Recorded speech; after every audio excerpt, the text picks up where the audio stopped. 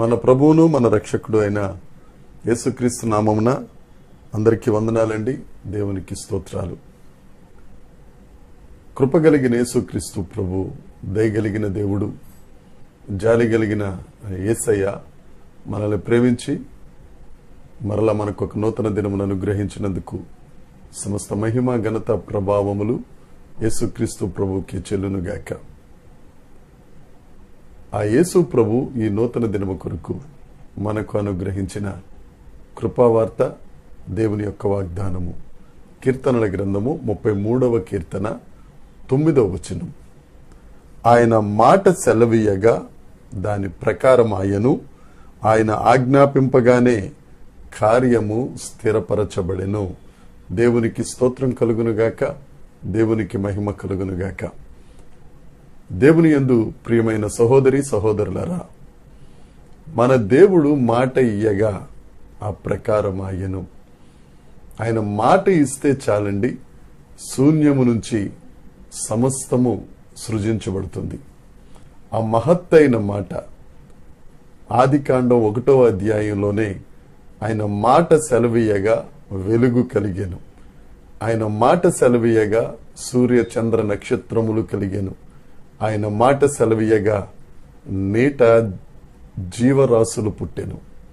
ఆయన మాట సెలవిస్తే చాలు 5 దినాలు జరగవలసిన కార్యములన్నీ జరిగిపోయాయి. మన దేవుడు ఉన్న వాటిని లేనట్టుగా తన మాట చేత చేయగలిగిన దేవుడు, లేని వాటిని ఉన్నట్టుగా చేయగలిగిన దేవుడు.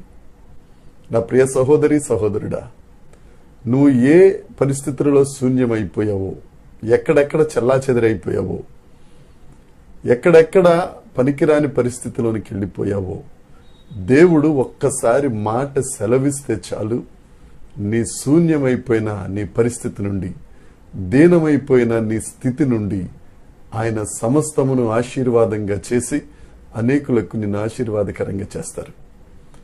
107వ కీర్తన 20వ వచనంలో ఒక మాట ఉంటుంది. ఆయన వాక్కు వారిని బాగు చేశాను, వారు పడిన గుంటలో నుండి వారిని విడిపించాను. మనం లేజర్ ట్రీట్మెంట్ తీసుకుంటూ ఉంటాం. ఆ లేజర్ రే ఒకటి ఎటువంటి శరీరమును కట్ చేయకుండానే అది వెళ్ళి అక్కడ ఎక్కడైతే శరీరంలో అనారోగ్యం ఉందో దాన్ని బాగు చేసి వచ్చేస్తూ ఉంటుంది. ఆ లేజర్ రేకే అంత బలం ఉంటే సమస్తమును సృష్టించిన సృష్టికర్త అయిన దేవుని యొక్క వాక్కు ఒక్కసారి వింటే చాలు, నీ శూన్యమైపోయిన పరిస్థితి ఆయన బాగు చేస్తారు. ఆ లేఖనంలో రాసిన్నమాట, నువ్వు పడున్న గుంటలో నుండి నిన్ను పైకి లేవటం కాదు, నిన్ను విడిపిస్తాడు.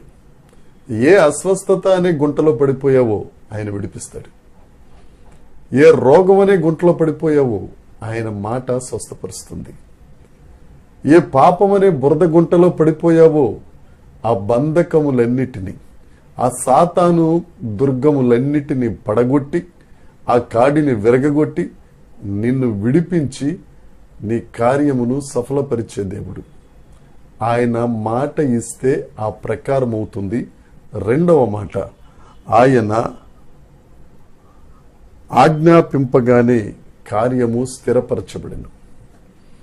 నీ జీవితంలో ఏ కార్యం స్థిరపరచబడాలో దేవుడి దినాన నీతో వాగ్దానం చేస్తున్నాడు.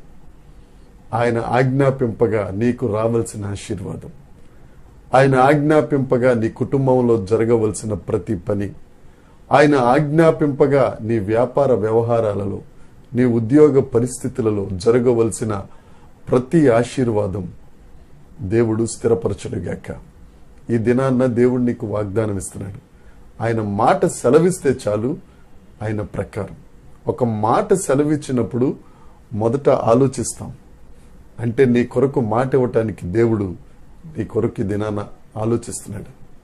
ఆలోచించి ఆజ్ఞాపింపగా ఆ కార్యము, ఆ ఆశీర్వాదము నీ జీవితంలో నీకేది అవసరమో అది స్థిరపరచబడును గాక. ఈ వాగ్దానాన్ని స్వతంత్రించుకో.